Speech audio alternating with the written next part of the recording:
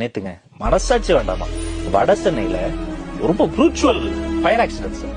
எனக்கு சொல்லும் போது கடுப்பா 22 வீடு எரிஞ்சு போச்சு சார். ஒண்ணும் இல்ல, நான் 22 வீடு எரிஞ்சு போச்சு, அது ஒரு விபத்து, ஃபயர் ஃபைட்டர்ஸ் வந்து ஃபைட் பண்ணாங்க, ஓகே.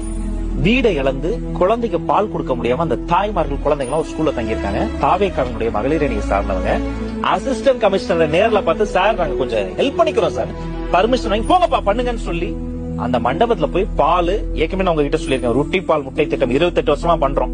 அந்த பிரெட் டின்ல சில உணவுகள் இதெல்லாம் வச்சு டிஸ்ட்ரிபியூட் பண்ணும்போது திடீர்னு எங்க இருந்தோ ஏதோ ஒரு யார் எந்த பிஎஃப் போன் பண்ணான்னு தெரியல, எந்த அதிகாரி கால் பண்ணி சொன்னாங்க சார், அடிச்சிருக்காங்க சார், ஹெல்ப் பண்ண போறீங்க.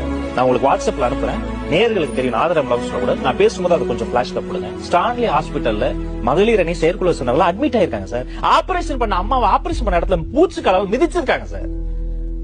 என்ன சார் மனசாட்சி உள்ளவங்க பண்ணுவாங்களா? ஹெல்ப் பண்ண போனவங்களுக்கு இந்த நிலைமை. ஆமா சார், அதுதான் என்ன தவறு பண்ணாங்க நீங்க சொல்லுங்க சார். எனக்கு வீடு பத்தி எரிஞ்சிருச்சு, நான் போய் ஹெல்ப் பண்ண கூடாதா?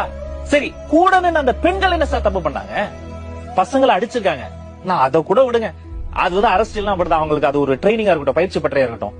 ஆண்களை புடிச்சு சட்டையை பிடிச்சு இழுத்துருக்காங்க, இந்த வெள்ளை சட்டையை பார்த்து அடிச்சிருக்காங்க. பெண்கள் என்ன சார் சார், மனசாட்சி உள்ள மனிதன் மூச்சு காலால அந்த வயிற்றுல அப்படி ஒரு தாயின் கருவறையில் இருந்தாதான் நீ வந்த.